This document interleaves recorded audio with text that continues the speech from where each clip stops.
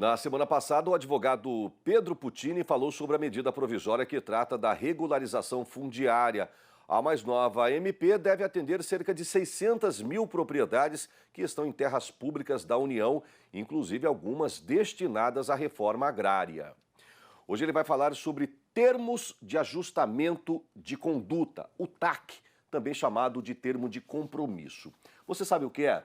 Muitos produtores brasileiros já foram surpreendidos, pegos de calça curta, com convocações dos órgãos fiscalizadores para assinar estes documentos, e cumpri-los, é claro, O especialista traz agora algumas recomendações jurídicas para você não se complicar. Saudações, Pedro Puccini. Saudações direito agrário, saudações giro do boi.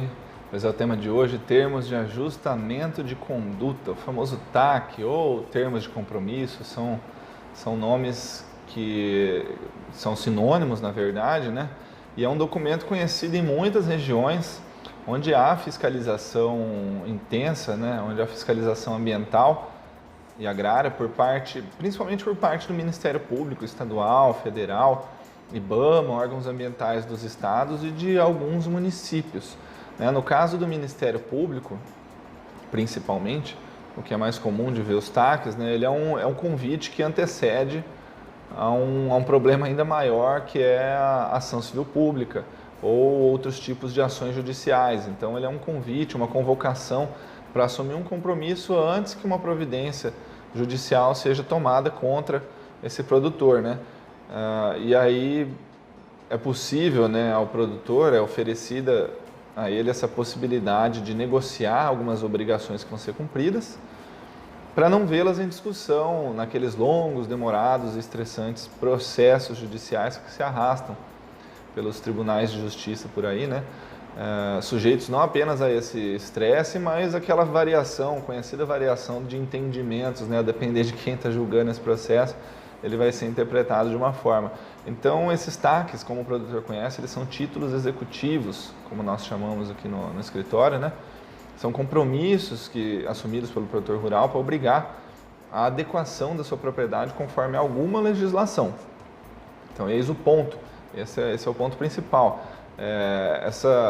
Esse título executivo ele deve ser cumprido dentro de um cronograma, mas não necessariamente esse compromisso ele é a obrigação em si. Muitas vezes a obrigação está na lei e depende de algum outro documento. Então o TAC às vezes ele é um meio pelo qual o produtor vai ser encaminhado para cumprir uma obrigação. O que é isso que eu estou falando? O meio pelo qual a obrigação vai ser cumprida. Às vezes o TAC vai obrigar o produtor a apresentar um projeto de recuperação de área, um PRADA, a aderir ao PRA. E isso não depende desse TAC, depende de entrar num outro sistema. Então entendam que o TAC ele é um compromisso, ele não é uma obrigação em si, averbar alguma coisa na matrícula do imóvel. Então esse é um exemplo. Até parafraseando aqui o amigo professor de Direito Ambiental, Talden Farias, o TAC ele é um instrumento por meio do qual é celebrado um acordo entre órgãos públicos ambientais e o responsável pela atividade que se utiliza de recursos ambientais capazes de causar impactos ao meio ambiente, tentando evitar com o intuito de tentar evitar ou suspender as sanções administrativas, a multa, os embargos de área, a paralisação de atividades e etc.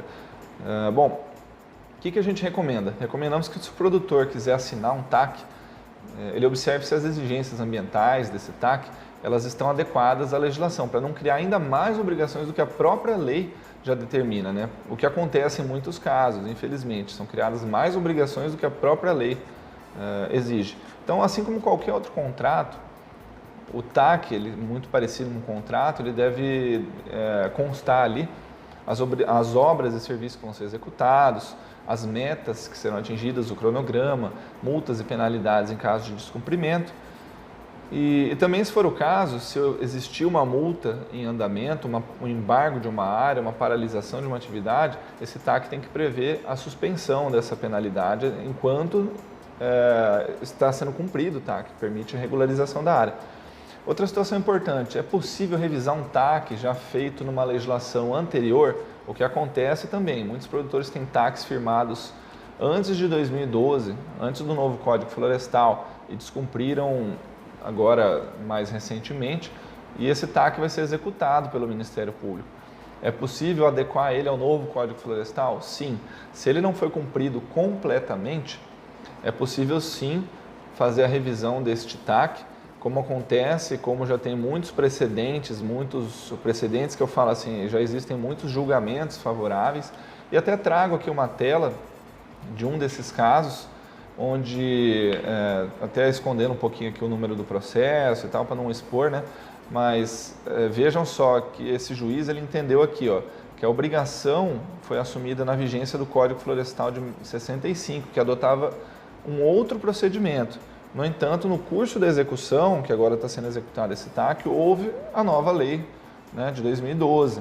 Então, trazendo outro procedimento para essa obrigação. Então, o juiz, nesse caso, ele entendeu que era possível trocar a legislação para adequar, para que seja possível até mesmo o produtor cumprir essa obrigação, né?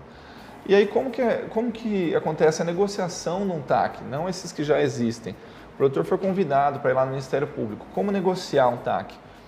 Nesse momento, pensem o seguinte, que se esse TAC não for assinado, o Ministério Público vai tomar as providências.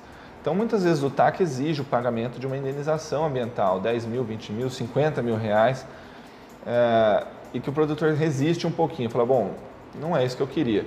Mas pense que se isso se tornar um processo judicial, qual é a probabilidade de um juiz condenar numa indenização ambiental e qual o tamanho dessa indenização?